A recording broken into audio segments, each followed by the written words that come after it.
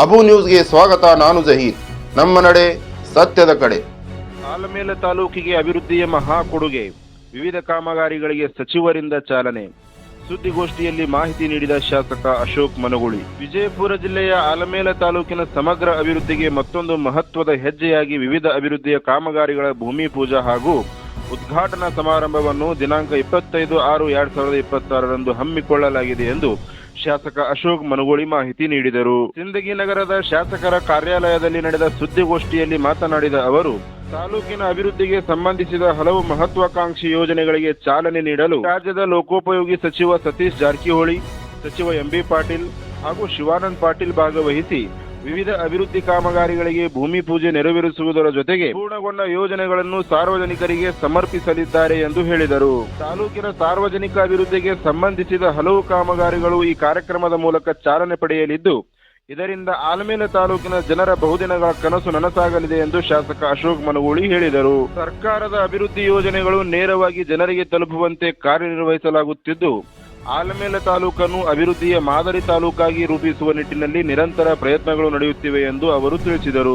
ಸುದ್ದಿಗೋಷ್ಠಿಯಲ್ಲಿ ಆಲಮೇಲ ಪಟ್ಟಣ ಪಂಚಾಯಿತಿ ಅಧ್ಯಕ್ಷ ಸಾದಿಕ್ ಸುಂಬಡ್, ಜಿಲ್ಲಾ ಕೆಡಿಪಿ ಸದಸ್ಯ ನೂರ್ ಅಹಮದ್ ಅತ್ತಾರ್, ಮಾಜಿ ಪುರಸಭೆ ಉಪಾಧ್ಯಕ್ಷ ಸಂದೀಪ್ ಚೌರ್, ಭೀಮು ಬಮನಾಳಿ, ಹನುಮಂತ ಸುಣಗಾರ್ ಸೇರಿದಂತೆ ಹಲವು ಮುಖಂಡರು ಉಪಸ್ಥಿತರಿದ್ದರು.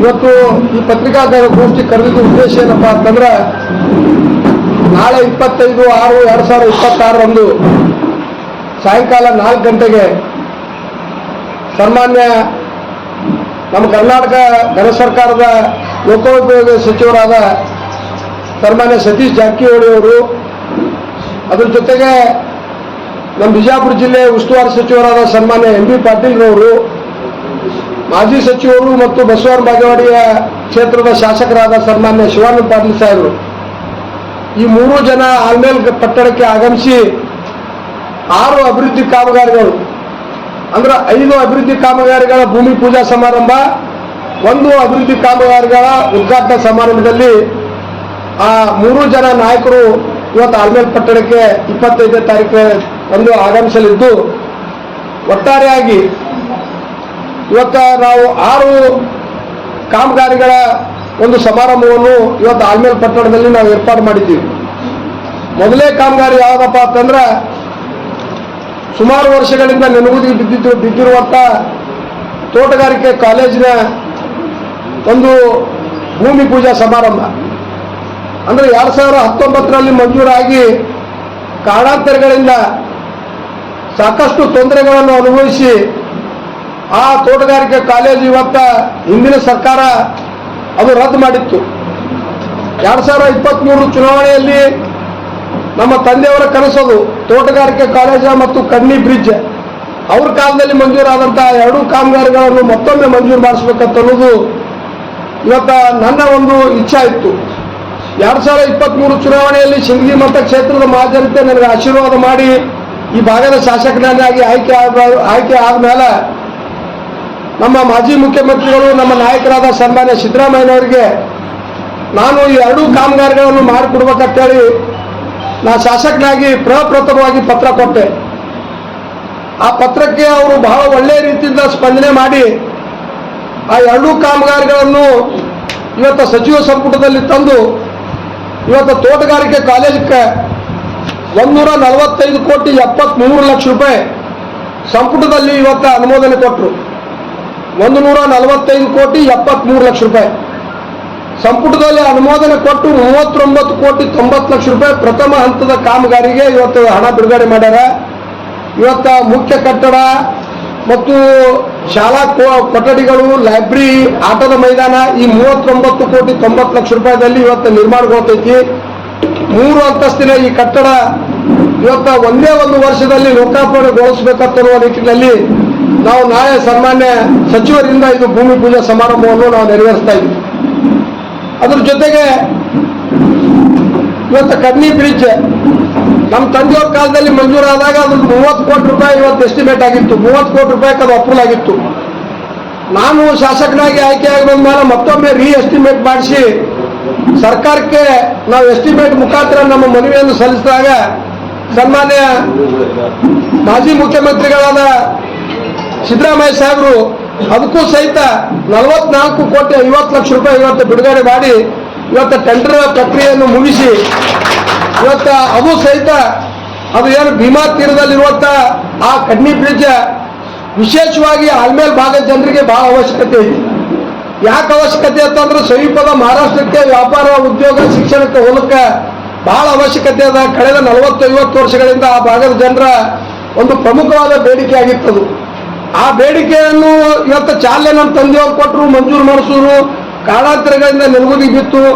ಈಗ ನಮ್ಮ ಸರ್ಕಾರ ಅಧಿಕಾರಕ್ಕೆ ಬಂದ ಮೇಲೆ ಅದು ಮಂಜೂರಾಗಿ ಇವತ್ತು ಭೂಮಿ ಪೂಜಾ ಸಮಾರಂಭ ಭೀಮಾ ತೀರದ ದಂಡೆ ಮೇಲೆ ಅದು ಭೂಮಿ ಪೂಜಾ ಸಮಾರಂಭವನ್ನು ನಾವು ಸನ್ಮಾನ್ಯ ಸಚಿವರುಗಳಿಂದ ಇವತ್ತು ನಾವು ನೆರವೇರಿಸ್ತಾ ಇದ್ದೀವಿ.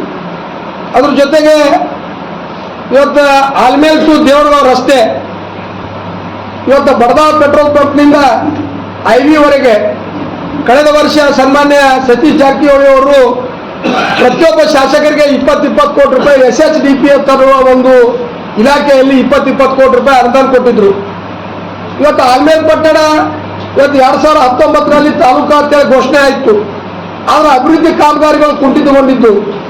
ಅದಕ್ಕೆ ನಾ ಏನು ಇವತ್ತು ವಿಚಾರ ಮಾಡಿದೆ, ಇವತ್ತು ಈ 20 ಕೋಟಿ ರೂಪಾಯಿ ಆಲ್ಮೇಲ್ ಪಟ್ಟಣಕ್ಕೆ ಮೀಸಲಿಟ್ಟು ಅದು ವಿಸ್ತೀರ್ಣವಾದ ಒಂದು ರಸ್ತೆ ನಿರ್ಮಾಣ ಮಾಡಿ ಆ ಒಂದು ಅದ್ಭುತವಾದ ರಸ್ತೆ ಅಲ್ಲಿ ಆ ಊರಿಗೆ ಕೊಡುಗೆಯಾಗಿ ನಾವು ಕೊಟ್ಟೇವಂದ್ರೆ ಮುಂದಿನ ದಿನಮಾನಗಳಲ್ಲಿ ಆಲ್ಮೇಲ್ ತಾಲೂಕು ಇವತ್ತು ಶೈಕ್ಷಣಿಕವಾಗಿ ಇವತ್ತು ವ್ಯಾಪಾರ ಉದ್ಯೋಗಕ್ಕಾಗಿ ಇವತ್ತು ಜನರು ಆ ಊರಿಗೆ ಹೆಚ್ಚಿನ ಸಂಖ್ಯೆಯಲ್ಲಿ ಇವತ್ತು ಎಲ್ಲ ಕೆಲಸಗಳಲ್ಲಿ ಇವತ್ತು ಕಚೇರಿ ಕೆಲಸಗಳಲ್ಲಿ ಬರುವಂತ ಒಂದು ಸುಸಜ್ಜಿತವಾದ ರಸ್ತೆಗಳನ್ನು ನಿರ್ಮಾಣ ಮಾಡಿಕೊಡ್ಬೇಕಂತೇಳಿ ನಾ 20 ಕೋಟಿ ರೂಪಾಯಿ ಅನುದಾನ ಇಟ್ಟೆ. ಆ ಅನುದಾನ ಇಟ್ಟ ಮೇಲೆ ಎನ್ಕ್ರೋಚ್ಮೆಂಟ್ ಭಾಳ ಆಗಿದ್ದು. ಎನ್ಕ್ರೋಚ್ಮೆಂಟ್ ಅಂತಂದ್ರೆ ಎಲ್ಲ ಬೀದಿ ವ್ಯಾಪಾರಸ್ಥರು ರಸ್ತೆ ಮೇಲಿದ್ರು. ಇಲ್ಲಿ ವೇದಿಕೆ ಮೇಲೆ ನಮ್ಮ ಸಾದಿಕ್ ಸುಂಬೋಣವರ, ಅಶೋಕ್ ಪಳಾರಿ ಅವರ, ತೆಲ್ಲೂರು ಬಸು ಅವರ, ಈ ಊರಿನ ಎಲ್ಲ ಪ್ರಮುಖರು ನಾವೆಲ್ಲರೂ ಆ ಸಣ್ಣ ಸಣ್ಣ ವ್ಯಾಪಾರಸ್ಥರಿಗೆ ಮನವಿ ಮಾಡ್ಕೊಂಡೆವು. 20 ಕೋಟಿ ರೂಪಾಯಿ ರಸ್ತೆ ಅಗಲೀಕರಣ ಮಾಡ್ಲತ್ತೀವಿ, ದಯವಿಟ್ಟು ನೀವು ಸರ್ಕಾರ ಕೊಡಬೇಕು. ಇದೊಂದು ಸುಸಜ್ಜಿತವಾದ ರಸ್ತೆ ಐತಿ. ಈ ರಸ್ತೆ ಮಾಡೋದ್ರಿಂದ ನಿಮ್ಮ ಊರಿನ ವ್ಯಾಪಾರ ಉದ್ಯೋಗ ಶಿಕ್ಷಣ ಎಲ್ಲ ಅಭಿವೃದ್ಧಿ ಆಗ್ತದೆ. ದಯವಿಟ್ಟು ಪಟ್ಟಣ ಪಂಚಾಯತಿಗೆ ನನಗೆ ಸಹಕಾರ ಕೊಟ್ಟು ನೀವೆಲ್ಲರೂ ಇವತ್ತೇನು ಬೀದಿಯಲ್ಲಿ ನೀವೇನು ವ್ಯಾಪಾರ ಉದ್ಯೋಗ ಮಾಡ್ಲಕತ್ತೀರಿ ನೀವೆಲ್ಲರೂ ತೆರವುಗೊಳಿಸ್ಬೇಕಂತೇಳಿ ನಮ್ಮ ಅತ್ಯಂತ ಕಳಕಳಿ ಮನವಿ ಮೇರೆಗೆ ನಾವು ಒಂದೇ ದಿನ JCB ಹಚ್ಚಲಿಲ್ಲ, ಒಂದೇ ದಿನ ಪೊಲೀಸರು ಕಳಿಸ್ಲಿಲ್ಲ, ಒಂದೇ ದಿನ ಇವತ್ತು ಪಟ್ಟಣ ಪಂಚಾಯತಿ ಅಧಿಕಾರಿಗಳು ಹೋಗಿ ನಿಂತಿರಲಿಲ್ಲ. ಸ್ವಯಂ ಪ್ರೇರಿತವಾಗಿ ಇವತ್ತು ದಲಿತರಿರ್ಬೋದು, ಮುಸ್ಲಿಮ್ರಿರ್ಬೋದು, ಲಿಂಗಾಯತರಿರ್ಬೋದು, ಎಲ್ಲ ಜಾತಿ ಜನಾಂಗದವರು ಅಲ್ಲಿ ವ್ಯಾಪಾರ ಉದ್ಯೋಗ ಮಾಡ್ತಿದ್ರು. ಅವರೆಲ್ಲರೂ ಸ್ವಯಂ ಪ್ರೇರಿತವಾಗಿ ಇವತ್ತು ತೆರವುಗೊಳಿಸಿದ್ರಿಂದ ಒಂದು ಸುಸಜ್ಜಿತವಾದ ಮತ್ತು ಅದ್ಭುತವಾದ ರಸ್ತೆ ಇವತ್ತು ಆಲ್ಮೇಲ್ ಪಟ್ಟಣದಲ್ಲಿ ನಿರ್ಮಾಣ ಆಗ್ಯದ.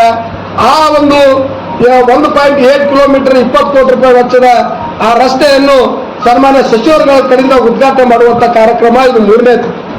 4ನೇದು ಏನಪ್ಪಾ ಅಂತಂದ್ರೆ ಆಲ್ಮೇಲ ದೇವಳಗಾಂವ್ ಮುಖ್ಯ ರಸ್ತೆಯಿಂದ ಆಲ್ಮೇಲ್ ಪಟ್ಟಣದ ಬಜಾರ್ ರಸ್ತೆ, ಆ ಬಜಾರ್ ರಸ್ತೆ ಬಹಳ ಹದಗೆಟ್ಟಿತ್ತು. ನಮ್ಮೆಲ್ಲ ಪಟ್ಟಣ ಪಂಚಾಯತ್ ಸದಸ್ಯರು, ಊರಿನ ಪ್ರಮುಖರು, ಹಿರಿಯರು, ಯುವಕರು ಮನವಿ ಮಾಡಿಕೊಂಡಾಗ ಆ ರಸ್ತೆ ಸುಧಾರಣೆ ಮಾಡ್ಬೇಕಂತೇಳಿ ಅದಕ್ಕೆ 1,53,00,000 ರೂಪಾಯಿ ಇವತ್ತು ಮಂಜೂರು ಮಾಡಿಸಿ ಅದು ಸಹಿತ ಟೆಂಡರ್ ಆಗ್ಯದ. ಅದು ಸಹಿತ ಭೂಮಿ ಪೂಜಾ ಸಮಾರಂಭವನ್ನು ಇವತ್ತು ನಾವು ನೆರವೇರಿಸ್ತಾ ಇದ್ದೀವಿ. ಅದ್ರ ಜೊತೆಗೆ ಆಲ್ಮೇಲ್ ತಾಲೂಕಿನ ಕಡ್ನಿ ಕ್ರಾಸ್ನಿಂದ ವೀರಕ್ ಮಠದ ರಸ್ತೆ ಚರಂಡಿ ನಿರ್ಮಾಣ ಮತ್ತು ರಸ್ತೆ ನಿರ್ಮಾಣಕ್ಕೆ 1,86,00,000 ರೂಪಾಯಿ ಮಂಜೂರಾಗಿ ಅದು ಸಹಿತ ಇವತ್ತು ಭೂಮಿ ಪೂಜಾ ಸಮಾರಂಭವನ್ನು ನಾಳೆ 25ನೇ ತಾರೀಕಿಗೆ ನಾವು ನೆರವೇರಿಸ್ತಾ ಇದ್ದೀವಿ. ಅದ್ರ ಜೊತೆಗೆ ಇವತ್ತು ಆಲ್ಮೇಲ್ ಪಟ್ಟಣ ಇವತ್ತು ತಾಲೂಕು ಕೇಂದ್ರ ಆಗೈತಿ. ನಾವು ಆಗಸ್ಟ್ 15, ಜನವರಿ 26 ಇವೆಲ್ಲ ಕಾರ್ಯಕ್ರಮಗಳು ಇವತ್ತು ಸರ್ಕಾರಿ ಕಾರ್ಯಕ್ರಮಗಳು, ದೇಶಾಭಿಮಾನಿ ಬರುವಂಥ ಕಾರ್ಯಕ್ರಮಗಳು ನಾವೆಲ್ಲ ಕನ್ನಡ ಶಾಲೆಯಲ್ಲಿ ಆಚರಣೆ ಮಾಡ್ಕೋತ ಬಂದಿದ್ದು ಪರಿಪಾಠ ಆಲ್ಮೇಲ್ದಲ್ಲಿ. ಆದ್ರೆ ನನಗೇನು ಒಂದು ವಿಚಾರ ಬಂತು, ಆಲ್ಮೇಲ್ದಲ್ಲಿ ಒಂದು ನೂತನ ಕ್ರೀಡಾಂಗಣ ಮಾಡಿದ್ರೆ ಈ ಸರ್ಕಾರಿ ಕಾರ್ಯಕ್ರಮಗಳು ಮಾಡೋದ್ರ ಜೊತೆಗೆ ಅಲ್ಲಿರುವಂಥ ಯುವ ಕ್ರೀಡಾಪಟುಗಳಿಗೆ ಒಂದು ಉತ್ತೇಜನ ಕೊಡಬೇಕು, ಸಭೆ ಸಮಾರಂಭ ಮಾಡೋದ್ರ ಜೊತೆಗೆ ಇವತ್ತು ಕ್ರೀಡೆಯಲ್ಲಿ ಸಹಿತ ಆ ಭಾಗದ ಯುವಕರು ಮುಂದೆ ಬರಬೇಕು ಅನ್ನೋ ನಿಟ್ಟಿನಲ್ಲಿ ಇವತ್ತು 13 ಎಕರೆ 6 ಗುಂಟೆ ಜಮೀನು ಇವತ್ತು ಏನು KBJNL ಜಮೀನಿತ್ತು. ಆ ಜಮೀನನ್ನು ಇವತ್ತು 6.5 ಎಕರೆ ಅದರಲ್ಲಿ ಇವತ್ತು ಕ್ರೀಡಾಂಗಣಕ್ಕೆ ಮೀಸಲಿಟ್ಟು, ಅದ್ರ ಜೊತೆಗೆ 3 ಎಕರೆ ಮಿನಿ ವಿಧಾನಸೌಧಕ್ಕೆ ಮೀಸಲಿಟ್ಟು, 3 ಎಕರೆ ಇವತ್ತು ಕೋರ್ಟ್ಗೆ ಮೀಸಲಿಟ್ಟು, 1 ಎಕರೆ ಫೈರ್ ಸ್ಟೇಷನ್, ಅಂದ್ರೆ ಒಟ್ಟಾರೆಯಾಗಿ 13 ಎಕರೆ 6 ಗುಂಟೆ ಜಮೀನಿನಲ್ಲಿ 6.5 ಎಕರೆ ಒಂದು ವಿಸ್ತೀರ್ಣದಲ್ಲಿ ಈ ಕ್ರೀಡಾಂಗಣಕ್ಕೆ ಸರ್ಕಾರ 2,90,00,000 ರೂಪಾಯಿ ಮಂಜೂರು ಮಾಡಿಸಿ ಈಗಾಗಲೇ ವರ್ಕ್ ಆರ್ಡರ್ ಆಗ್ಯದ. ಅದು ಸಹಿತ ಸಚಿವರ ಕಡೆಯಿಂದ ಭೂಮಿ ಪೂಜಾ ಸಮಾರಂಭವನ್ನು ನಾವು ನೆರವೇರಿಸ್ತಾ ಇದ್ದೀವಿ. ಇವತ್ತು ಈ 6 ಕಾಮಗಾರಿಗಳು ಈ 6 ಕಾಮಗಾರಿಗಳು ಒಟ್ಟಾರೆಯಾಗಿ ಎಷ್ಟದಪ್ಪ ವೆಚ್ಚ ಅಂದ್ರೆ 217 ಕೋಟಿ ರೂಪಾಯಿ. ಆದರೆ ನಮಗೆ ಬಿಡುಗಡೆ ಆಗಿದ್ದು ಪ್ರಥಮ ಹಂತದಲ್ಲಿ ಏನು 145 ಕೋಟಿ 73 ಲಕ್ಷ ರೂಪಾಯಿ ಏನು ನಮ್ಮ ತೋಟಗಾರಿಕೆ ಕಾಲೇಜ್ ಮಂಜೂರಾಗಿತ್ತು. ಅದರಲ್ಲಿ 39 ಕೋಟಿ 90 ಲಕ್ಷ ರೂಪಾಯಿ ಈಗ ಬಿಡುಗಡೆ ಆಗ್ಯದ. ಅದು ಉಳಿದ ಅನುದಾನವನ್ನು ಇವತ್ತು ನಾವು ಸರ್ಕಾರಕ್ಕೆ ಸಲ್ಲಿಸಿವಿ. ಮುಂದಿನ ದಿನಮಾನಗಳಲ್ಲಿ ಲೇಡೀಸ್ ಹಾಸ್ಟೆಲ್, ಬಾಯ್ಸ್ ಹಾಸ್ಟೆಲ್, ಕ್ರೀಡಾಂಗಣ, ಒಳಾಂಗಣ ಕ್ರೀಡಾಂಗಣ, ಲೈಬ್ರರಿ, ಆಮೇಲೆ ವಿಜ್ಞಾನಿಕ ಪ್ರಯೋಗಾಲಯ ಈ ಎಲ್ಲವನ್ನು ಹಂತ ಹಂತವಾಗಿ ಮಂಜೂರು ಮಾಡಿ ಕೊಡ್ಬೇಕಂತೇಳಿ ಈಗಾಗಲೇ ಸರ್ಕಾರದಲ್ಲಿ ನನ್ನ ಮನವಿ ಐತಿ. ಅದು ಸಹಿತ ಮುಂದಿನ ದಿನಮಾನಗಳಲ್ಲಿ ಹಂತ ಹಂತವಾಗಿ ನಾನು ಮಂಜೂರು ಮಾಡಿಸ್ತೀನಿ. ಅದಕ್ಕೆ ಒಟ್ಟಾರೆಯಾಗಿ ಈ 5 ಕಾಮಗಾರಿಗಳು, ಈ 6 ಕಾಮಗಾರಿಗಳು 25/6/2026 ಸನ್ಮಾನ್ಯ ನಮ್ಮ ಕರ್ನಾಟಕ ಘನ ಸರ್ಕಾರದ ಸಚಿವರು, ಮಾಜಿ ಶಾಸಕರು ಮತ್ತು ಜಿಲ್ಲೆಯ ಎಲ್ಲ ಪ್ರಮುಖರು ಆ ಕಾರ್ಯಕ್ರಮಕ್ಕೆ ಆಗಮಿಸ್ತಾರೆ. ನಿಮ್ಮ ಮುಖಾಂತರ ಸಿಂದಗಿ ಮತಕ್ಷೇತ್ರದ ಮಹಾಜನತೆಗೆ, ಕಾಂಗ್ರೆಸ್ ಪಕ್ಷದ ಕಾರ್ಯಕರ್ತರಿಗೆ, ಮುಖಂಡರಿಗೆ, ಮಹಿಳೆಯರಿಗೆ, ಯುವಕರಿಗೆ ಆ ಕಾರ್ಯಕ್ರಮದಲ್ಲಿ ಭಾಗವಹಿಸಿ ಆ ಕಾರ್ಯಕ್ರಮವನ್ನು ಯಶಸ್ವಿಗೊಳಿಸಬೇಕಂತೇಳಿ ಈ ಪತ್ರಿಕಾಗೋಷ್ಠಿ ಮೂಲಕ ನಾನು ಮನವಿ ಮಾಡ್ತೀನಿ.